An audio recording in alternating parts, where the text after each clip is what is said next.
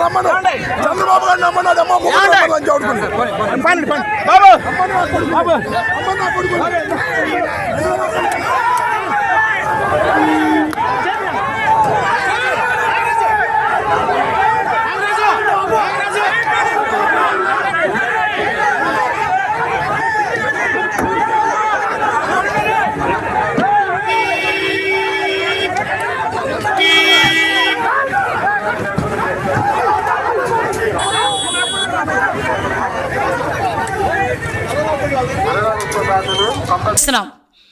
ఇష్టానుసారంగా చేసుకుంటాము, మాకు నచ్చినట్టు ప్రవర్తిస్తాము, ఎవడో అడ్డొస్తాడో చూస్తామని మీరు అనుకుంటే రండి, మేము చూసుకుంటామని మేము కూడా సిద్ధంగానే ఉన్నాం. మా డిపార్ట్మెంట్ కూడా సిద్ధంగానే ఉంది.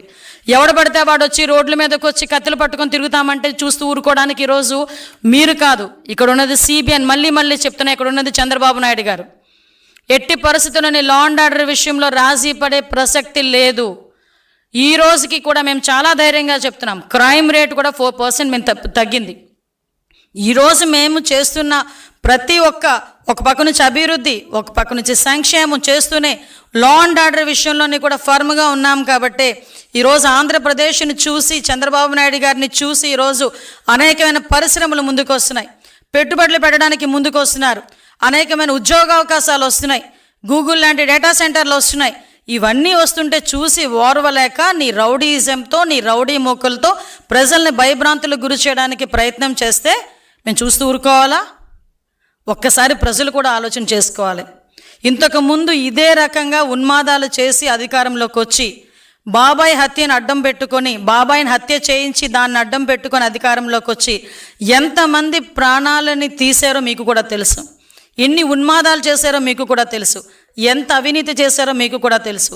అదే ప్రజలు ఈరోజు 11 సీట్లకి పరిమితం చేసి ఇంట్లో కూర్చోబెట్టినా కూడా తిరిగి మళ్ళీ అదే రకంగా వాళ్ళ తాలూకా కార్యకర్తలను ముందుకు తీసుకొచ్చి సైకోయిజాన్ని చూపిస్తూ ఉన్మాదుల్లో రెచ్చగొట్టి మనల్ని భయపెట్టే ప్రయత్నం చేస్తున్నారు. మేము ఒకటే చెప్తున్నాం, ఈరోజు భయపెడితే భయపడిపోవడానికి మేము ఎక్కడ ప్రజలు కూడా ఎవరు కూడా సిద్ధంగా లేరు. మేము ఒకటే మళ్ళీ చాలా క్లియర్గా చెప్తున్నాం, ఇష్టానుసారంగా చేస్తాము, ఎలా పడితే అలా ముందుకు వస్తాము, కత్తులు పట్టుకొని తిరుగుతామంటే కనుక చూస్తూ ఊరుకునే ప్రసక్తి లేదు. మా పోలీసులు ఫర్మ్గా ఉన్నారు, డిపార్ట్మెంట్ ఫర్మ్గా ఉంది. గౌరవ ముఖ్యమంత్రి గారు చాలా క్లియర్ ఆదేశాలు ఇచ్చారు, రౌడీయిజాన్ని ఎట్టి పరిస్థితుల్లోని అణిచివేయాలని. ఇలాగే రౌడీయిజం చేస్తే రాష్ట్ర బహిష్కరణ చేయడానికి కూడా మేము సిద్ధపడతాం. అంతే తప్పించి మీరు ఏం చేసినా చూస్తూ ఊరుకోనే ప్రసక్తి లేదు, ఊరుకోమని కూడా మీ అందరికీ కూడా హెచ్చరిస్తూ, ఇలాంటి ప్రయత్నాలు చేస్తున్న వాళ్ళందరినీ కూడా మానుకోమని వాళ్ళకి కూడా సూచనిస్తూ, దయచేసి తల్లిదండ్రులకి ప్రజలకి చివరిగా ఒక విన్నపం, ఇటువంటి రాజకీయ నాయకుల్ని, ఇటువంటి రాజకీయ పార్టీలని ఎంతవరకు మన మధ్యలో తిరగనిస్తూ మన పిల్లల భవిష్యత్తును నాశనం చేసుకుంటామో ఒక్కసారి ప్రజలు కూడా ఆలోచన చేసుకోవాలి.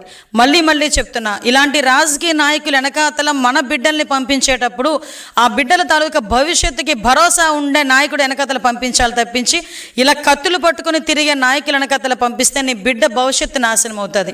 ఈరోజు మేము స్కిల్ డెవలప్మెంట్ సెంటర్ లాంటివి పెట్టి ఈరోజు పిల్లలకి ఉద్యోగ అవకాశాలు ఇవ్వాలని, మీ యువతకు ఉద్యోగ అవకాశాలు ఇవ్వాలని మేము చూస్తూ ఉంటే, ఈరోజు ఆ వైఎస్ఆర్సీపీ పార్టీ నాయకుడు కత్తులు ఇచ్చి రోడ్డు మీదకి వచ్చి ఉన్మాదం సృష్టించమని చూస్తూ ఉంటే ఒక్కసారి ఆ తేడా కూడా ప్రజలు, తల్లిదండ్రులు కూడా గ్రహించాలని మీ అందరికీ కూడా తెలియజేసుకుంటాం. హాయిగా మీరు మీ పని చేయండి అబ్బా, ఎర్రబుక్ దాన్ని పని చేస్తుంది. అంతేగా నేను మర్చిపోయా, ఎట్ట మర్చిపోతా స్వామి? ఎందుకు మర్చిపోవాలి స్వామి? తోట చంద్రని చంపేస్తే మర్చిపోమంటావా? నందం సుబ్బయ్యని చంపేస్తే మర్చిపోమంటావా? ఎట్ట మర్చిపోతావు? చంద్రబాబు నాయుడు గారిని 53 రోజులు జైలుకు పంపిస్తే ఒక కొడుకుగా నేను మర్చిపోతానా అని అడుగుతున్నాను. నాకు తెలుసు ఆయన పడిన బాధ, ఆవేదన ఇప్పుడు కూడా బాధేస్తుంది. ఎందుకంటే ఆ రాజమండ్రి జైల్లో ఎక్కడైతే ఆయన బంధించారో ఆ జైలుని అభివృద్ధి చేసింది చంద్రబాబు నాయుడు గారు. 2 శిలాఫలకాలు ఉన్నాయి ఆ జైలు ముందర, నేను చూసా. బాబు గారు ఎక్కడైతే పెట్టారో అది ఆయన మొదటి టర్మ్లో చేసింది. ఏ రూమ్లో ఆయన కలిసామో 3వ టర్మ్లో కట్టింది స్వామి. అది ములాఖాత్ బిల్డింగ్ కూడా కట్టింది ఎవరు? చంద్రబాబు నాయుడు గారు. అలాంటి పెద్ద ఆయన్ని 53 రోజులు బంధిస్తే బాధ ఉండదా? బాధ కలగదా? ఎందుకు వదిలి పెడతా స్వామి? మన పని మనం చేద్దాం, ప్రజల దగ్గరికి వెళ్దాం, చేయాల్సింది చేద్దాం. ఎర్ర బుక్ దాన్ని పని చేసుకుంటూ వెళ్తుంది. అంతేగాని మర్చిపోయా, ఏదో అయిందనేది ఉండదు. నా జీవితాంతం నేను మర్చిపోను. నాకు చాలా క్లారిటీ ఉంది. ఎందుకంటే తప్పు చేసిన ఎవరిని వదిలిపెట్టుకోవచ్చు. అధికారులు అయి ఉండొచ్చు, రాజకీయ నాయకులు అయి ఉండొచ్చు, పోలీస్ ఆఫీసర్లు కూడా అయి ఉండొచ్చు. ఆనాడు చెప్పా, చట్టాన్ని మీరు ఉల్లంఘిస్తున్నారు, చట్టాన్ని ఉల్లంఘిస్తే మటుకు నేను వదిలిపెట్టాను, కోర్టుకి తీసుకెళ్తాను, కోర్టులో రుజువు చేస్తా మీరు చట్టాన్ని ఉల్లంఘించారు. నేను హెరాస్మెంట్ చేసే వ్యక్తిని కాదు, డైరెక్ట్గా చేయాల్సింది చేసే వ్యక్తిని, వాస్తవాల దగ్గరికి వెళ్ళే వ్యక్తిని.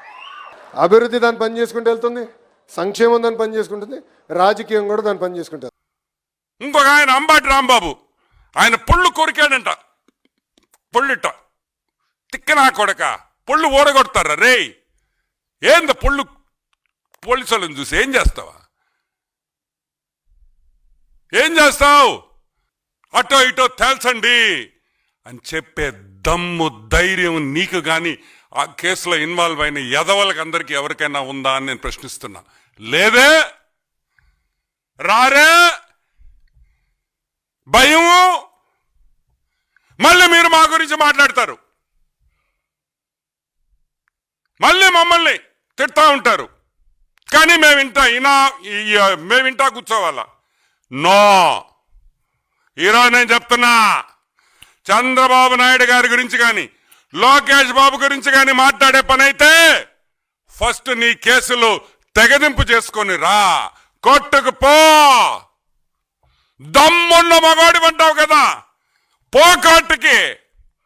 6 నెలల్లో రోజు నేను ఈడ కూర్చుంటా, నా ట్రయల్ కంప్లీట్ చేయండి అని చెప్పే దమ్ము ధైర్యం లేనోడివి తెలుగుదేశం పార్టీ గురించి కానీ తెలుగుదేశం పార్టీ విధానాల గురించి కానీ మాట్లాడే హక్కు కూడా లేదని కూడా నేను మనవి చేస్తున్నాను.